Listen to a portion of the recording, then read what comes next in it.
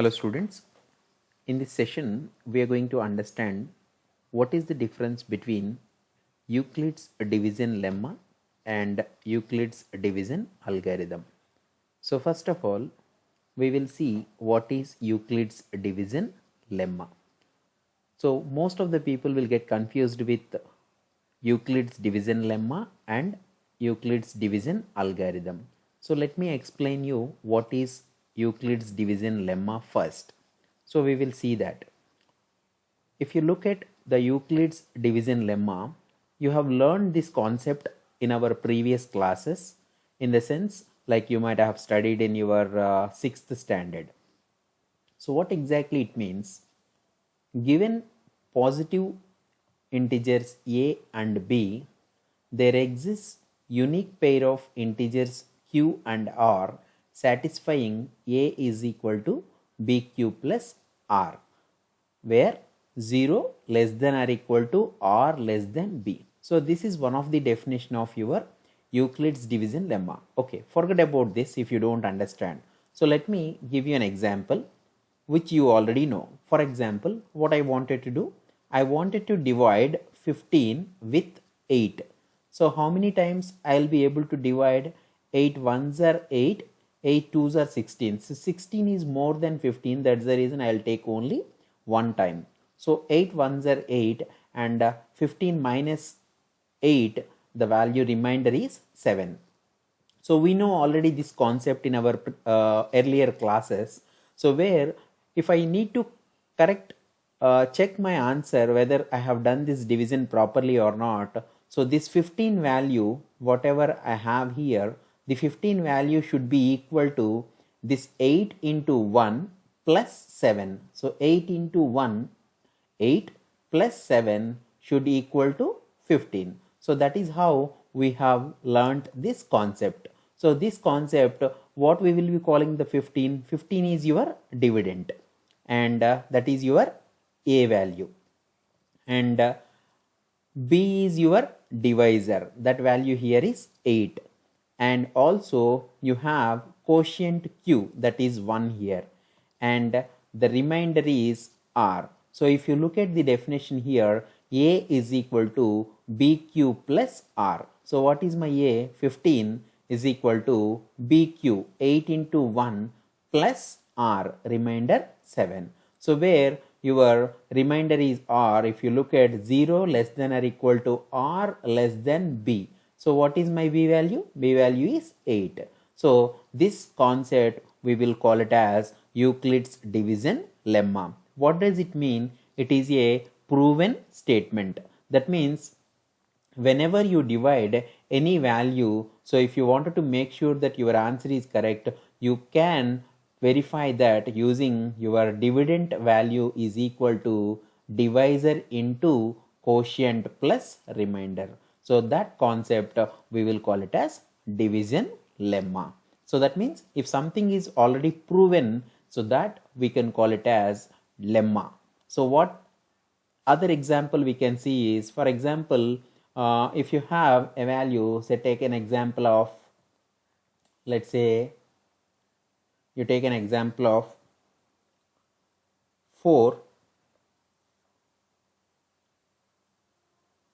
4 is a even number.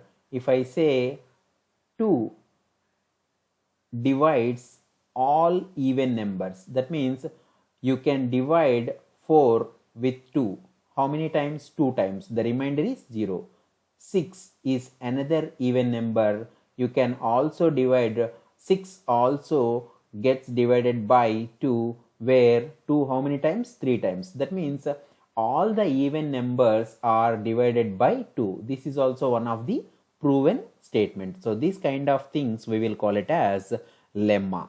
So now we will understand what is division algorithm. So before we go to division algorithm, you are already aware of the division lemma concept. Now we will understand what is division algorithm. So in our previous classes, you might already learned how to do HCF, highest common factor. So you will be learning here Euclid's algorithm to get HCF of 60 and 100. First, let me explain you what is the way we will get this solution. After that, I will tell you what is Euclid's algorithm. So if you look at 60 and 100, so what is the greater number out of 60 and 100?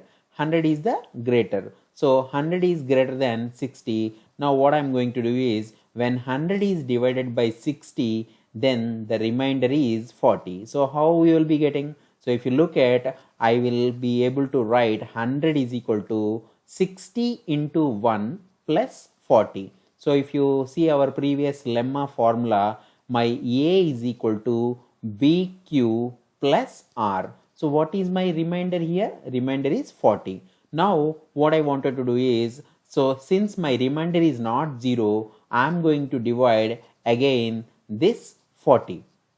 So 40, and now consider the division of 60 with the remainder 40. So this 60 is your quotient and your R value 40. So how I am going to do is, so 60, how many times you are going to write? So 60 is equal to 40 into 1 plus 20. So whatever the value you are getting here, so this value, if you look at our previous formula, A is equal to, let me write it here so that you will not forget that one.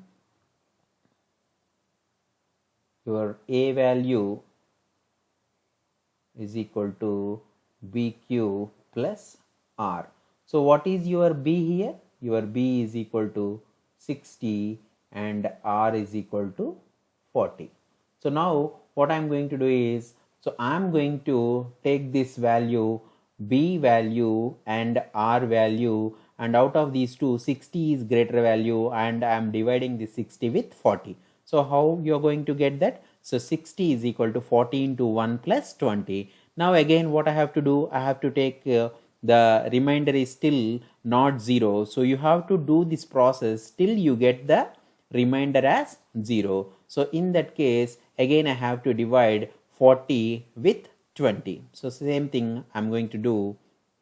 Now consider the division of 40 with the remainder 20 and apply the division lemma. So you already know the division lemma, A is equal to BQ plus R. So how do I write for 40 with 20? So 40, if I write 40, how many times? 20 into 2 times. 20 is the value here, remainder I have to take that, 20 into 2 plus remainder is 0. So now I understand, so till I get the remainder 0, I have divided this number with the Euclid's division lemma. So using Euclid's division lemma, you have arrived to a point where your remainder is 0. That means you are going to solve a problem in a step-by-step manner. So that particular thing you are going to call it as Euclid's division algorithm. So anything you are going to complete in a step-by-step manner,